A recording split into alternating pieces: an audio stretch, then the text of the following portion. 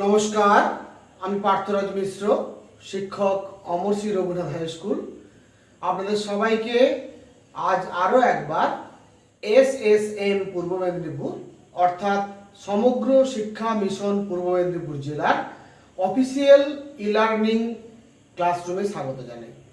আমার স্নেহের ছাত্রছাত্রীরা, বিশেষত দ্বাদশ শ্রেণীর ছাত্রছাত্রীরা, আজকে আমি যে ক্লাসটা উপস্থাপন করতে চলেছি সেটা মূলত তোমাদের জন্য। যদিও ক্লাস 10-এও কিন্তু এই বিষয়টা ছিল এবং ক্লাস 12-এ বিষয়টা অনেক বিস্তৃতভাবে আছে, এবং আজকে যে ক্লাসটা করব সেটা কিন্তু ভূগোল বিষয়ের ক্লাইমেটোলজি বিভাগের বিষয়বস্তুগুলোকে ভালো করে উপলব্ধি করার জন্য এটা বোঝা অত্যন্ত জরুরি। তাই আজকের ক্লাসটা অত্যন্ত গুরুত্বপূর্ণ। আমার স্নেহের ছাত্রদের কাছে আমার আদেশ থাকবে, তোমরা কিন্তু মন দিয়ে গোটা ভিডিওটা দেখবে এবং ভিডিওটা দেখার পাশাপাশি এই ভিডিওতে তোমরা যে বড় আর্টটা দেখতে পাচ্ছ, এই বড় আর্টটাকে তোমরা কিন্তু ভূগোল খাতায় নোট করে নেবে। সেটা তোমাদের জন্য অত্যন্ত গুরুত্বপূর্ণ। যদি ভিডিওটা দেখার সময় বোর্ডের লেখাগুলো স্পষ্টভাবে দেখতে না পাও, তাহলে ভিডিওর ডেসক্রিপশন বক্সে একটা গুগল ড্রাইভের লিঙ্ক পাবে। সেই গুগল ড্রাইভের লিঙ্কটাকে ক্লিক করলে এই বোর্ডের সুন্দর একটা ইমেজ তোমরা পেয়ে যাবে। সেই সঙ্গে পৃথিবীর মানচিত্রটাও তোমরা কিন্তু গুগল ড্রাইভের ওই লিঙ্কে পেয়ে যাবে।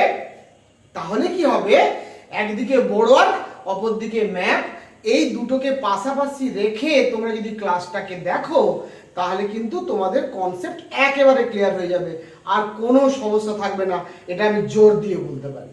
যাই হোক, তাহলে মূল আলোচনায় চলে আসি। আজকের ক্লাসে আলোচ্য বিষয় দ্বাদশ শ্রেণীর প্রাকৃতিক ভূগোল অংশের বায়ুমণ্ডল চ্যাপ্টারের পৃথিবীর জলবায়ু অঞ্চলের শ্রেণীবিভাগ।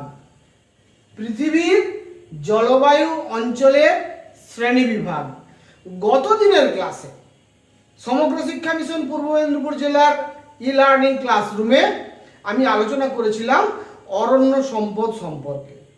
অরণ্য সম্পদ সম্পর্কে প্রাথমিক ক্লাসের পর আমাদের যখন নিরক্ষীয় চিরহরিত অরণ্য, ক্রান্তীয় পর্ণমোচী অরণ্য সহ গোটা পৃথিবীর অরণ্য সম্পদ সম্পর্কে পড়তে হবে, তখন কিন্তু আমাদের পৃথিবীর জলবায়ু অঞ্চলের সম্পর্কে ধারণাটা অত্যন্ত জরুরি। জলবায়ু অঞ্চলের ধারণা যদি না থাকে তাহলে অরণ্য সম্পদের ধারণা কিন্তু পরিষ্কার হবে না।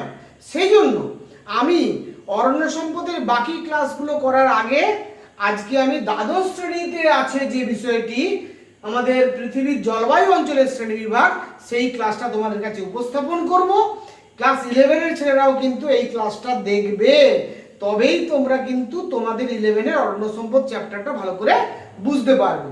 12-এর ছাত্ররা তো দেখবেই, ক্লাস 10-এর ছাত্ররাও দেখতে পারো।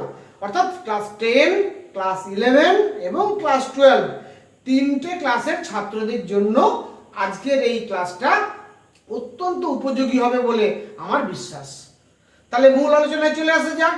আলোচনার শুরুতে যেটা আমরা জানবো সেটা হচ্ছে আজকের ক্লাস থেকে আমরা কি শিখতে পারবো, অর্থাৎ আজকের ক্লাসের কাম্য শিখন সামর্থ্যটা কি, কাম্য শিখন উদ্দেশ্যটা কি, অর্থাৎ লার্নিং অবজেক্টিভ কি, বা আজকের ক্লাস থেকে আমরা কি লার্নিং আউটকাম পেতে পারবো সেটাকে জেনে নেব।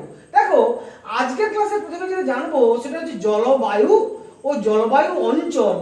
এটা বলতে আমরা কি বুঝি? তাহলে জলবায়ু একটা জিনিস আর জলবায়ু অঞ্চল আরেকটা বিষয়। এই দুটো কি এক না দুটো আলাদা? জলবায়ু বলতে আমরা কি বুঝি আর জলবায়ু অঞ্চল বলতে আমরা কি বুঝি, এটা কিন্তু আগে তোমাদের স্পষ্টভাবে তোমাদের কাছে ব্যাখ্যা করব। দ্বিতীয় যে বিষয়টা আজকে আলোচনা করব ক্লাসে, সেটা হচ্ছে পৃথিবীকে আমরা কয়টি তাপমণ্ডলে বিভাজন করতে পারি। ক্লাস 10-এ আমরা পড়েছি, হয়তো তোমরা ভুলে গেছো। পৃথিবীকে আমরা কয়টি প্রধান তাপমণ্ডলে বিভাজন করতে পারি সেটাও কিন্তু আজকের ক্লাস থেকে আমরা বুঝতে পারবো। 3 নম্বর বিষয়, পৃথিবীকে কয়টি বৃহৎ জলবায়ু অঞ্চলে আমরা বিভাজন করতে পারি। পৃথিবীকে কয়টি বৃহৎ জলবায়ু অঞ্চলে আমরা বিভাজন করতে পারি সেটা আমরা আলোচনা করব। পৃথিবীকে কয়টি মুখ্য জলবায়ু অঞ্চলে বিভাজন করতে পারি এবং সেগুলো কি কি, তাদের নাম কি কি, সেটা আমরা আজকে বুঝতে পারবো। এবং ওই যে মুখ্য জলবায়ু অঞ্চল, ওই যে মুখ্য জলবায়ু অঞ্চলগুলো আমরা নামগুলো জানবো, সেই জলবায়ু অঞ্চলগুলো পৃথিবীর কোন কোন স্থানে অবস্থিত বা মহাদেশের কোন কোন অংশে এই জলবায়ু অঞ্চলগুলো দেখা যায়, এই বিষয়টা কিন্তু আমি ভালো করে তোমাদের কাছে উপস্থাপন করব। অর্থাৎ মুখ্য জলবায়ু অঞ্চলগুলির অবস্থান এবং সেই সঙ্গে জলবায়ুর বৈশিষ্ট্য সংক্ষেপে আমি আলোচনা করব। তার ফলে কি হবে, তোমাদের জলবায়ু অঞ্চলগুলোর নাম, সেই জলবায়ুর বৈশিষ্ট্য সম্পর্কে একটা সাধারণ সম্যক ধারণা তৈরি হবে। আর এই ধারণাটা কিন্তু আমাদের বহু ক্ষেত্রে কাজে লাগবে। বিশেষত ক্লাস 11-12-এ যখন আমরা পৃথিবীর ভূগোল পড়ব, তখন পৃথিবীর জলবায়ু অঞ্চল সম্পর্কে ধারণা লাভ না করলে আমরা বহু বিষয়ে কিন্তু ধারণা লাভ করতে পারবো না। কারণ জলবায়ুর সঙ্গে অরণ্য সম্পদের একটা গভীর সম্পর্ক আছে।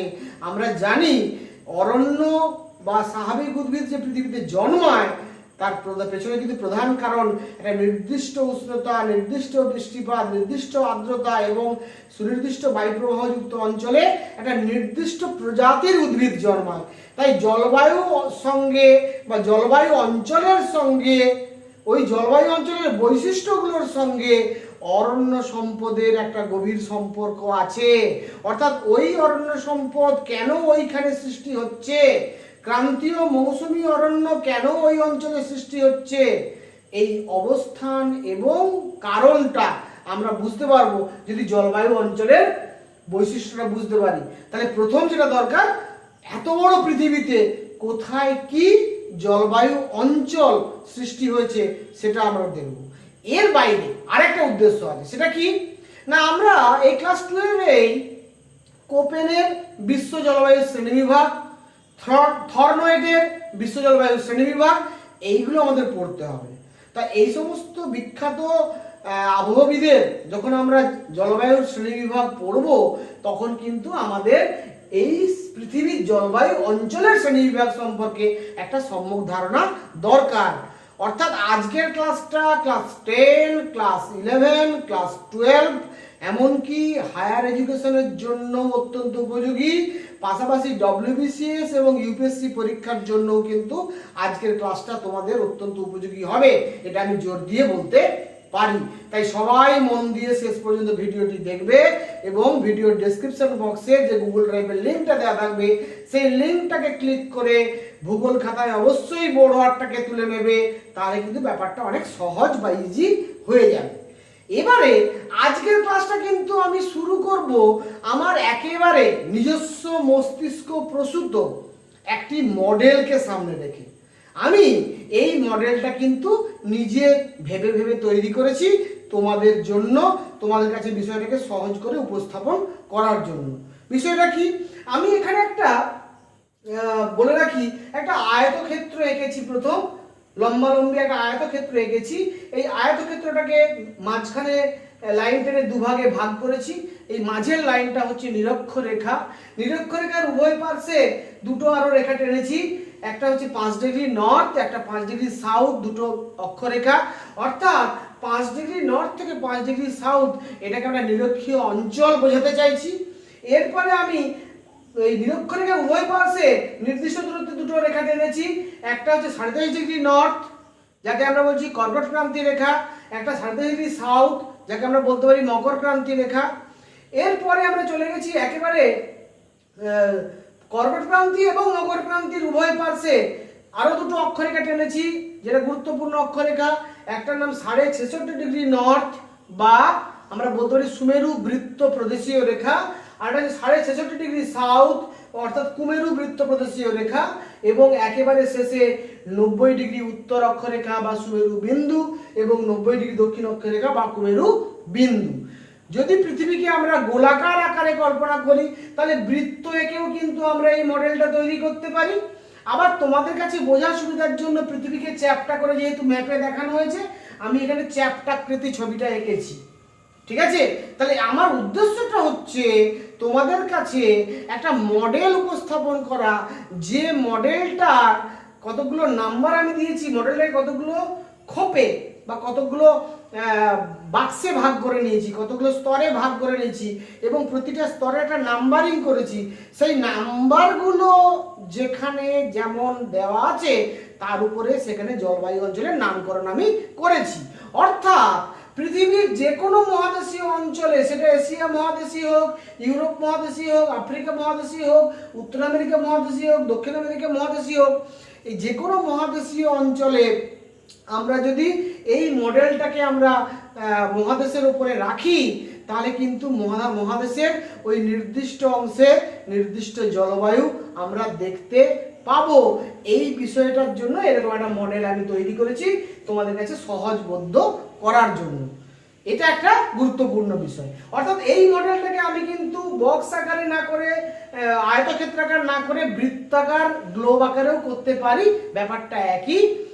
এখানে আরেকটা কথা বলে রাখা দরকার, এখানে হয়তো তোমরা দেখছো প্রতিটা খোপের বিস্তার প্রায় বেশ সুন্দর সমান দেখতে পাচ্ছ, সমান বা একেবারে সরল রৈখিক দেখতে পাচ্ছ।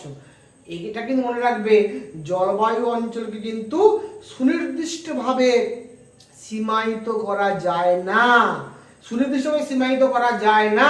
বেসিক্যালি একটা নির্দিষ্ট অঞ্চলে একটা নির্দিষ্ট জলবায়ু দেখা যায়, সেই জলবায়ু অঞ্চলটা শেষ হলে আস্তে আস্তে আস্তে আস্তে সেই জলবায়ু অঞ্চলের প্রভাব কমতে থাকে এবং অন্য জলবায়ু অঞ্চলের প্রভাব বাড়তে থাকে। এইভাবে কিন্তু জলবায়ু অঞ্চলটা হয়। তাহলে জলবায়ু অঞ্চল কিন্তু একেবারে নির্দিষ্ট একটা স্তরায়িত বা সীমায়িত করা যায় না, কিন্তু আমি যাতে দেখতে সুন্দর লাগে তার জন্য এটাকে সুন্দর করে এইভাবে করেছি। কিন্তু এটা মনে রাখবে, প্রতিটি জলবায়ু অঞ্চলের আকৃতি বা আয়তন সমান নয়। মহাদেশের আকৃতি, মহাদেশের আয়তন, মহাদেশের বিস্তারের উপরে জলবায়ু অঞ্চলের আকৃতি, জলবায়ু অঞ্চলের আয়তন বা জলবায়ু অঞ্চলের বিস্তার নির্ভর করবে। এই কথাটা কিন্তু অত্যন্ত গুরুত্বপূর্ণ মনে রাখবে। তাহলে আমি বেসিক্যালি যেটা করেছি, কি করেছি, এই বক্সটাকে একটা পৃথিবী হিসেবে কল্পনা করেছি। এই পৃথিবীটাকে আমরা মূলত দুভাগে ভাগ করেছি। উত্তর দিকটার নাম উত্তর গোলার্ধ, দক্ষিণ দিকটার নাম দক্ষিণ গোলার্ধ। যদি এটাকে আমরা এই মানচিত্রে দেখে নিই, এইটা আমরা গোটা পৃথিবীর মানচিত্র দেখতে পাচ্ছি। এই পৃথিবীর ঠিক মাঝখান দিয়ে আমাদের নিরক্ষরেখা প্রসারিত হয়েছে। এইভাবে আমি যেখান দিয়ে হাতটা নিয়ে যাচ্ছি, এই নিরক্ষরেখাটা পৃথিবীর ঠিক মাঝখান দিয়ে প্রসারিত হয়েছে। নিরক্ষরেখার উভয় প্রান্তে এইটা কর্কট ক্রান্তি রেখা প্রসারিত হয়েছে দেখতে পাচ্ছ, এবং এটা হচ্ছে মকর ক্রান্তি রেখা প্রসারিত হয়েছে দেখতে পাচ্ছ। তারপরে আমরা যদি যাই, এখানে হচ্ছে আমরা সুমেরু বৃত্তপ্রদেশীয় রেখা দেখতে পাচ্ছি, এবং এখানে আমরা দেখতে পাচ্ছি কুমেরু বৃত্তপ্রদেশীয় রেখা। অর্থাৎ আর একেবারে উত্তরাংশে সুমেরু বিন্দু এবং কুমেরু বিন্দু আছে। অর্থাৎ আমরা কিন্তু বেসিক্যালি পৃথিবীর একটা মডেল এখানে এঁকেছি এবং সেটাকে আমরা কতগুলো খোপে বিভাজিত করেছি, প্রতিটা খোপের একটা নাম্বারিং করেছি, সেই নাম্বার অনুসারে একটা জলবায়ু অঞ্চলের নাম দিয়েছি। অর্থাৎ ওই নাম্বার যেখানটা আমার বসানো আছে, পৃথিবীর সেই স্থানটা, মহাদেশের সেই অংশে সেই জলবায়ুটা দেখা যাবে। অর্থাৎ জলবায়ু অঞ্চলের অবস্থানটা আমরা খুব সহজেই বুঝতে পারবো। পাশাপাশি আরেকটা কাজ করেছি, এখানে কিন্তু আমি নিয়ত বায়ুর জন্য কতগুলো তীর চিহ্ন দিয়েছি।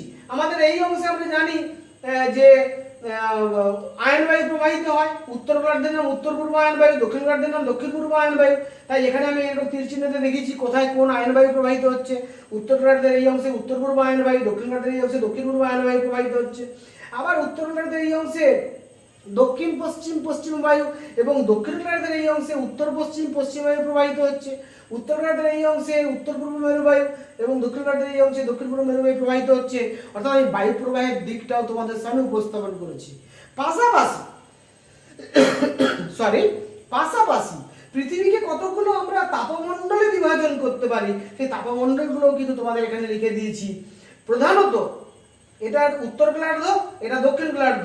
উত্তর গোলার্ধে 4টে তাপমণ্ডল আমি দেখাচ্ছি, দক্ষিণ গোলার্ধে 4টে তাপমণ্ডল দেখাচ্ছি। কিরকম? উত্তর গোলার্ধে আমরা একেবারে 66.5 ডিগ্রি নর্থ থেকে 90 ডিগ্রি নর্থ, এই রিজিয়নটাকে আমরা বলছি উত্তর হিমমণ্ডল। উত্তর হিমমণ্ডল। আবার 23.5 ডিগ্রি নর্থ থেকে 66 ডিগ্রি নর্থ, এই পুরোটাকে আমরা বলছি নাতিশীতোষ্ণ মণ্ডল। এই নাতিশীতোষ্ণ মণ্ডলটা যেহেতু বিস্তার বেশি, তাই এখানে আমরা মাঝখানে আরেকটা অক্ষরেখা কল্পনা করেছি 45 ডিগ্রি নর্থ।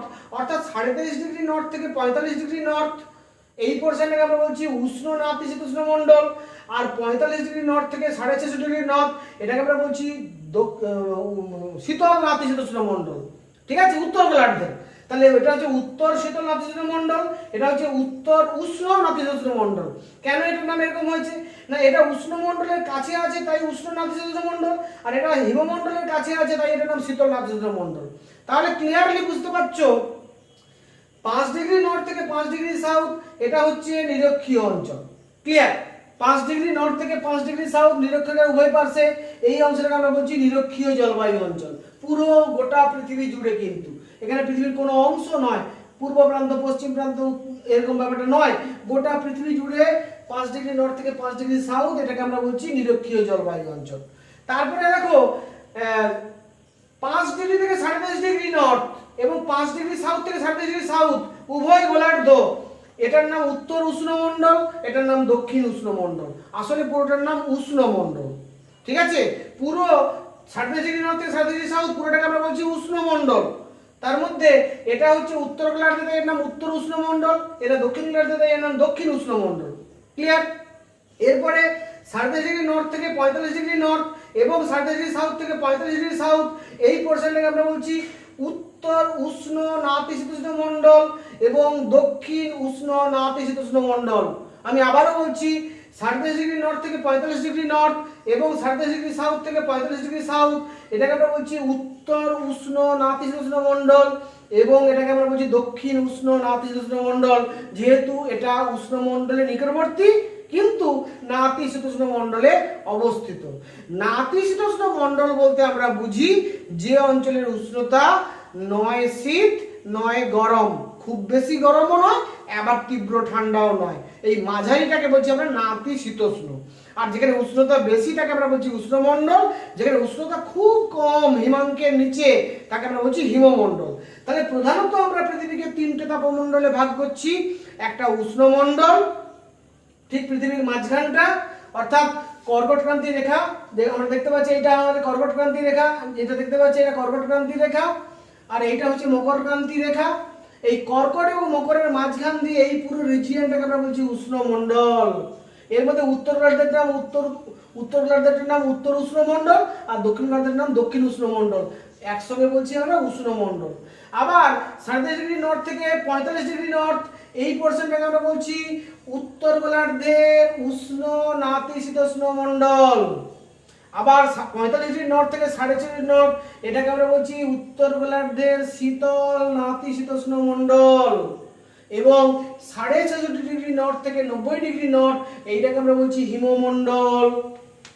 তার মধ্যে 6.5 ডিগ্রি নর্থ থেকে 75 ডিগ্রি নর্থ এইটাকে আমরা বলছি তুন্দ্রা জলবায়ু অঞ্চল এবং 75 ডিগ্রি উত্তর থেকে 90 ডিগ্রি উত্তর একেবারে উত্তর অংশটা এটাকে কিন্তু আমরা বলবো চির তুষারাবৃত অঞ্চল।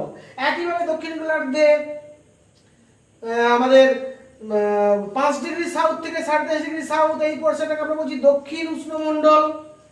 কতটা? 5 ডিগ্রি সাউথ থেকে 5.5 ডিগ্রি সাউথ এটাকে আমরা বলছি দক্ষিণ উষ্ণমণ্ডল।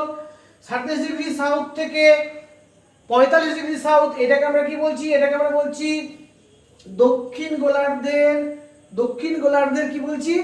দক্ষিণ গোলার্ধের উষ্ণ নাতিশীতোষ্ণ মণ্ডল। আবার 45 ডিগ্রি সাউথ থেকে 66.5 ডিগ্রি সাউথ এই পোর্শনটাকে আমরা বলছি কি বলছি? দক্ষিণ গোলার্ধের শীতল নাতিশীতোষ্ণ মণ্ডল এবং 6.5 ডিগ্রি সাউথ থেকে 90 ডিগ্রি সাউথ এটাকে আমরা বলছি দক্ষিণ হিমমণ্ডল, যেখানে আন্টার্কটিকা মহাদেশ অবস্থান করছে আমরা বলতে পারি। তবে একটা কথা বলে রাখি, 40 ডিগ্রি দক্ষিণ অক্ষাংশের পর পৃথিবীর দক্ষিণ গোলার্ধে স্থলভাগ প্রায় নেই বললেই চলে। আমি আবারও বলছি 40 ডিগ্রি দক্ষিণ অক্ষাংশের পর 40 ডিগ্রি দক্ষিণ অক্ষাংশের পর পৃথিবীতে কিন্তু প্রায় স্থলভাগ নেই বললেই চলে। শুধু জলভাগ আর জলভাগ, সেই জলভাগে কিছু দ্বীপ এবং দ্বীপপুঞ্জ আছে, সেই দ্বীপপুঞ্জগুলোতে নির্দিষ্ট জলবায়ু দেখতে পাবো। বাকি ওই জলভাগ হওয়ার জন্য, মহাসাগরীয় অংশ হওয়ার জন্য, মানুষের বসবাস সেখানে না থাকার জন্য ওখানে জলবায়ু অঞ্চলগুলোর সম্পর্কে আমাদের ততখানি বেশি মাথা ব্যথা নেই। কিন্তু উত্তর গোলার্ধে যেহেতু স্থলভাগ বেশি, তাই উত্তর গোলার্ধে কিন্তু আমাদের এই জলবায়ু অঞ্চলের গুরুত্ব সব ক্ষেত্রেই অত্যন্ত বেশি। তাই আমাদের বিষয়টা ভালো করে বুঝতে হবে, বিষয়টা ভালো করে উপলব্ধি করতে হবে। তাহলে এবারে আমি একেবারে 1 2 3 4 করে আমাদের কাম্য শিখন উদ্দেশ্য অনুযায়ী এগোই। প্রথম আলোচনার বিষয় কি? প্রথম আলোচনার বিষয় হচ্ছে জলবায়ু আর জলবায়ু অঞ্চল, এই দুটো ব্যাপার কি এক না আলাদা? জলবায়ু বলতে আমরা কি বুঝি? তোমরা সবাই জানো জলবায়ু বলতে আমরা বুঝি কোনো একটা বৃহৎ অঞ্চলে 30 থেকে 35 বছরের আবহাওয়ার গড় অবস্থাকে জলবায়ু বলে। আমি আবার রিপিট করছি, কোন একটি বৃহৎ অঞ্চলের 30 থেকে 35 বছরের আবহাওয়ার গড় অবস্থাকে জলবায়ু বলা হয়। তাহলে আবহাওয়া বলতে আমরা কি বুঝি? এটা না বুঝলে জলবায়ুটা আমাদের কাছে পরিষ্কার হবে না। আবহাওয়া বলতে আমরা বুঝি কোন একটি স্থানের কোন একটি নির্দিষ্ট দিনের নির্দিষ্ট সময়ের বায়ুমণ্ডলের বিভিন্ন উপাদানের, অর্থাৎ বায়ুর উষ্ণতা, বায়ুর চাপ, বায়ুর আর্দ্রতা, মেঘাচ্ছন্নতা, বৃষ্টিপাত, বায়ুপ্রবাহ ইত্যাদি বিভিন্ন বায়ুমণ্ডলীয় উপাদানের দৈনন্দিন গড় অবস্থাকে সেই স্থানের সেই দিনের আবহাওয়া বলে। অর্থাৎ আবহাওয়া কিন্তু খুব ক্ষণস্থায়ী এবং আবহাওয়া খুব ছোট্ট অঞ্চলের উপরে ক্রিয়াশীল একটা বিষয়। অর্থাৎ বায়ুমণ্ডলের বিভিন্ন যে উপাদান আছে, বায়ুর উষ্ণতা, বায়ুর চাপ, বায়ুর আর্দ্রতা, মেঘাচ্ছন্নতা, বৃষ্টিপাত, বায়ুপ্রবাহ, এই সমস্ত বায়ুমণ্ডলীয় যে উপাদানগুলো আছে, এই উপাদানগুলোর দৈনন্দিন গড় অবস্থা কোনো একটি ছোট্ট স্থানের, তাকেই আমরা বলছি আবহাওয়া। আর জলবায়ু বলতে একটা বৃহৎ অঞ্চলে 30 থেকে 35 বছরের ওই আবহাওয়ার উপাদানগুলোর গড়কে আমরা জলবায়ু বলছি। তাই জলবায়ু একটা দীর্ঘস্থায়ী বিষয়, জলবায়ু দ্রুত পরিবর্তনশীল নয়, জলবায়ু ক্ষণস্থায়ী নয়, জলবায়ু ছোট্ট অঞ্চলের উপর কাজ করে না, জলবায়ু বৃহৎ অঞ্চলের উপর কাজ করে। তাহলে জলবায়ু হচ্ছে কোনো একটা বৃহৎ অঞ্চলের 30 থেকে 35 বছরের আবহাওয়ার গড় অবস্থাকে জলবায়ু বলে। ক্লিয়ার? তাহলে জলবায়ু ব্যাপারটা ক্লিয়ার হলো। জলবায়ু আর জলবায়ু অঞ্চল কি এক? আমি যেটা আমাদের প্রথম কাম্য শিখন উদ্দেশ্যে বলেছি, জলবায়ু এবং জলবায়ু অঞ্চল একই বিষয় নয়। জলবায়ু এবং জলবায়ু অঞ্চল একই বিষয় নয়। জলবায়ু অঞ্চল হচ্ছে একটা এরিয়া, একটা এলাকা। অঞ্চল কথাটা আছে বুঝতেই পারছো, একটা এরিয়া, যে নির্দিষ্ট এরিয়ার মধ্যে জলবায়ুর বিভিন্ন প্রকার উপাদানগুলোর বৈশিষ্ট্য একই রকমের হয়, তাকে আমরা একটা জলবায়ু অঞ্চল বলছি। আমি আবারও বলছি, জলবায়ু অঞ্চল হচ্ছে একটা এলাকা, যে নির্দিষ্ট এলাকার মধ্যে জলবায়ুর বিভিন্ন উপাদানগুলোর বৈশিষ্ট্য একই রকম হয়, তাকেই বলা হচ্ছে জলবায়ু অঞ্চল।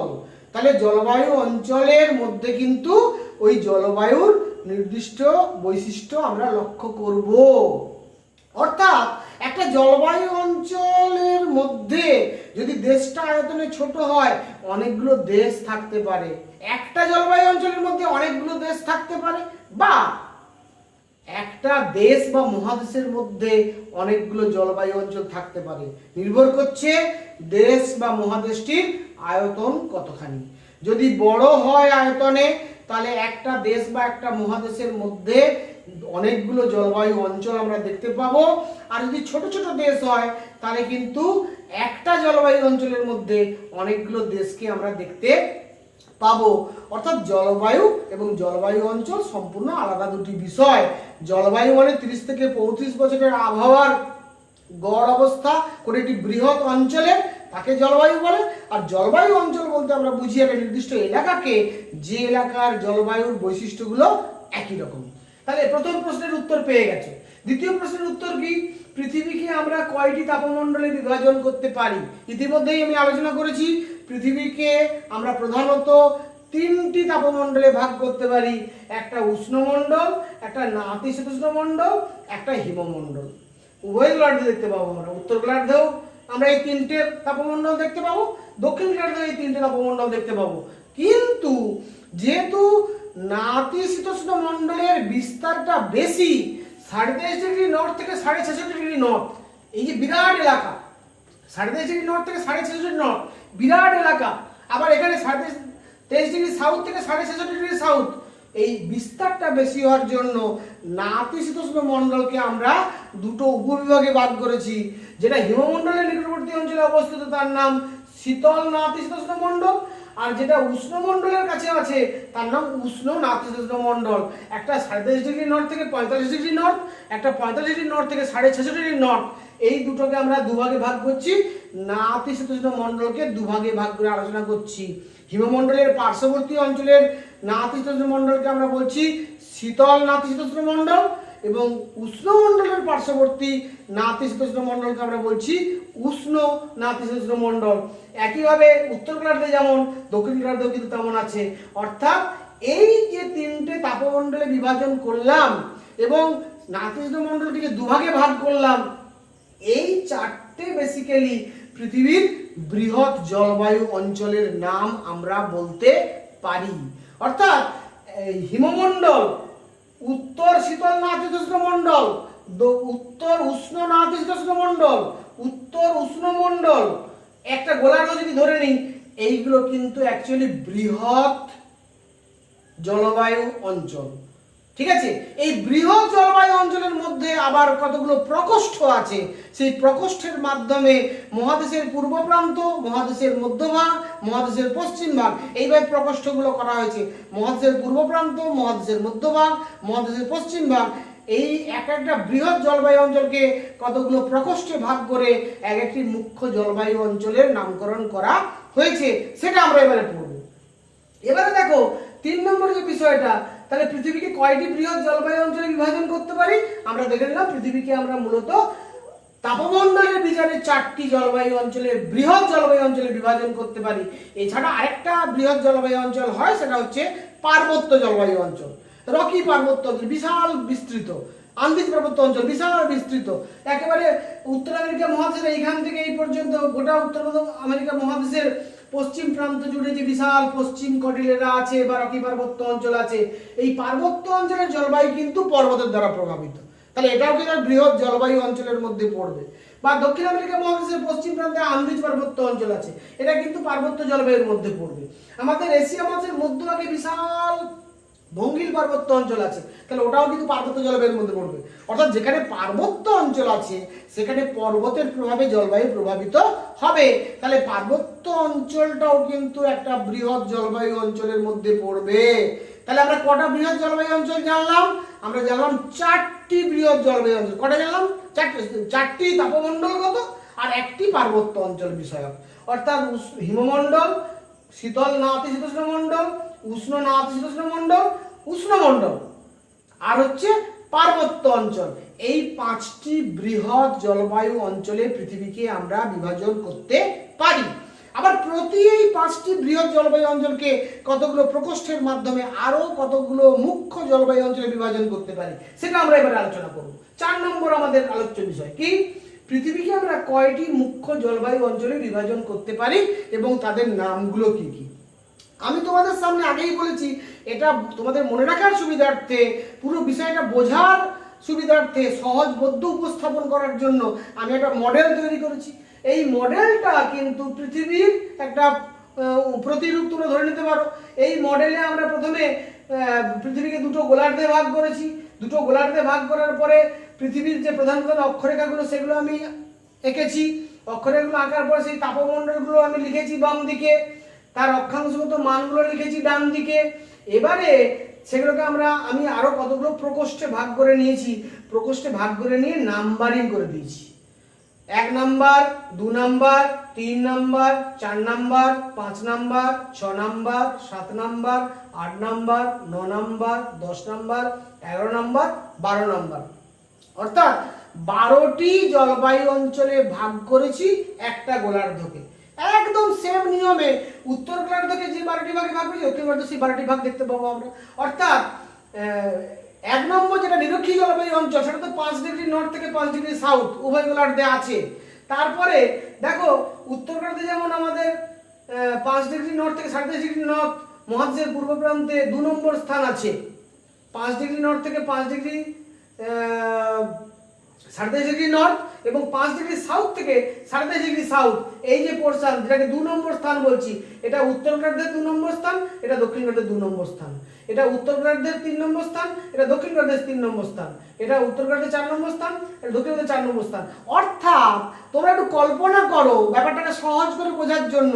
ধরো এখানে যদি আমরা একটা আয়না রেখে দিই, আয়নাতে কি যদি প্রতিফলিত হবে, তাহলে উত্তর গোলার্ধে যেখানে যেমন জলবায়ু অঞ্চল হবে, দক্ষিণ গোলার্ধে ঠিক সেখানে তেমন জলবায়ু অঞ্চল হবে। ঠিক একই সেম নাম্বারিং দেখলে বুঝতে পারবে। 2 এর তলায় 2, 3 এর তলায় 3, 4 এর তলায় 4, অর্থাৎ দুটো কিন্তু একই নাম, শুধু গোলার্ধটা পাল্টে যাচ্ছে। আবার 5 এর তলায় 5, 6 এর তলায় 6, 7 এর তলায় 7, 8 এর তলায় 8। যত অক্ষাংশগত মান বাড়ছে তত কিন্তু লোকেশনগুলো কিন্তু আমার সেম থাকছে।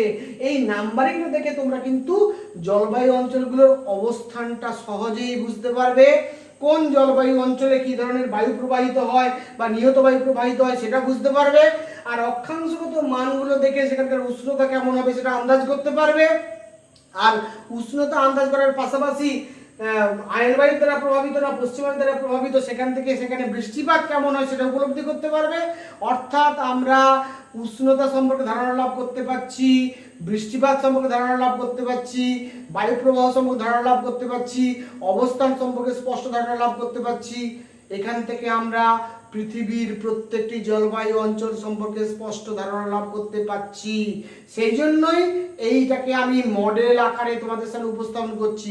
মুখস্থ করে সারা জীবনে কোনোদিন মনে থাকবে না। মুখস্থ না করে মাথার মধ্যে পুরো বিষয়টাকে কি করে রাখবো, গোটা পৃথিবীকে আমরা কতগুলো প্রকোষ্ঠতে ভাগ করে নিয়ে সেই প্রকোষ্ঠগুলোর মাধ্যমে কিন্তু জলবায়ু অঞ্চলগুলোর বিভাজনটা বোঝার চেষ্টা করব।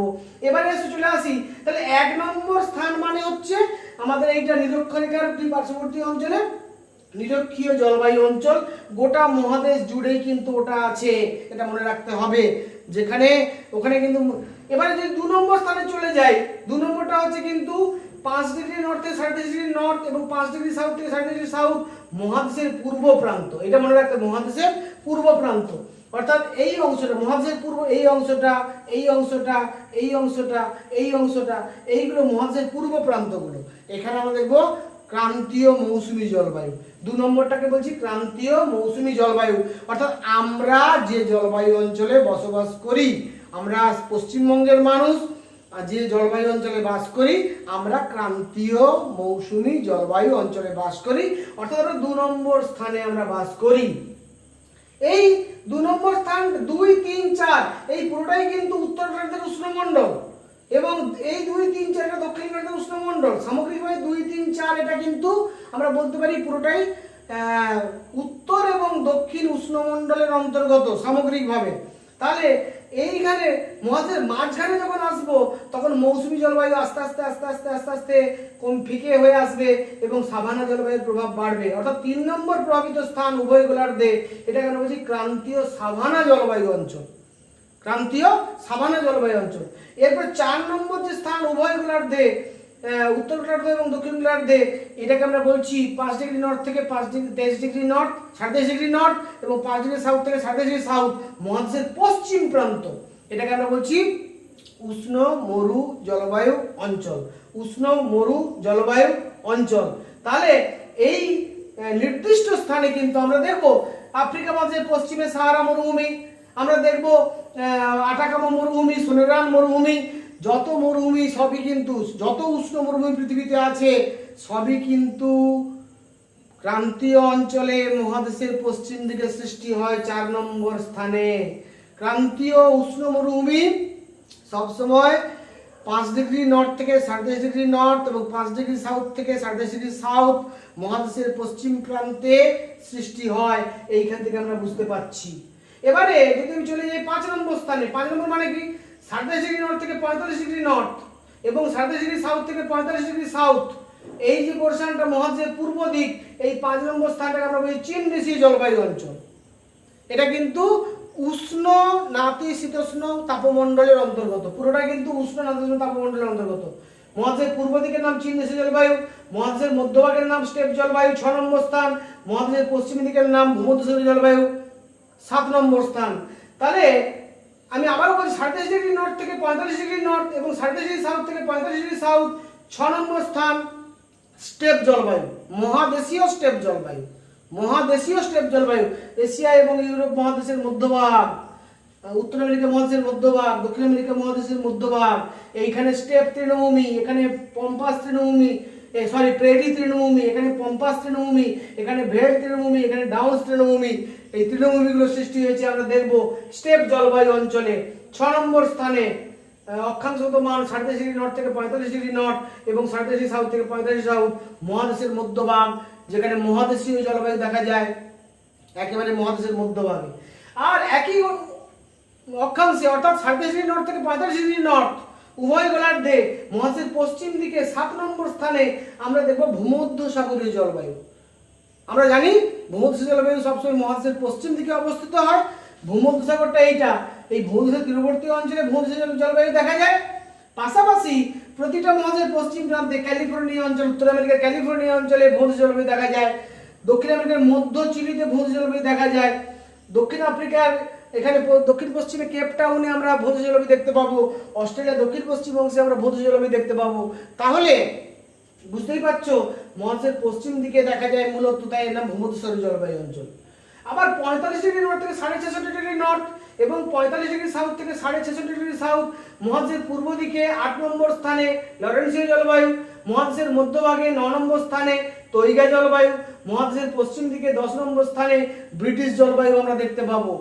আবার বলছি 45 নর্থ থেকে 66 নর্থ শীতল নাতিশীতোষ্ণ মণ্ডলের অন্তর্গত স্থানে উভয় গোলার্ধে আমরা কি দেখব 8 এবং 9 এবং 10 নম্বর স্থানে 8 মহাদেশের পূর্ব প্রান্ত, 9 মহাদেশের মধ্যভাগ, 10 মহাদেশের পশ্চিম ভাগ।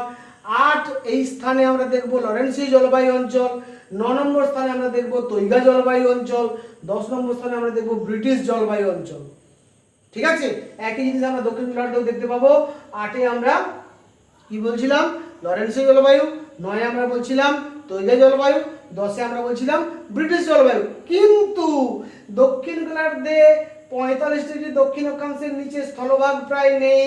তাই এই জলবায়ু অঞ্চলগুলো এই স্থানে অবস্থান করলেও আমরা যেহেতু মানুষ বসবাস করে না, যেহেতু জলভাগ পুরোটাই স্থলভাগ নেই, তাই এই জলবায়ু অঞ্চলগুলোর প্রভাবও সেখানে অনেকটা কম। মানুষ না বাস করলে জলবায়ুর প্রভাবটা কার উপরে বিস্তার হবে?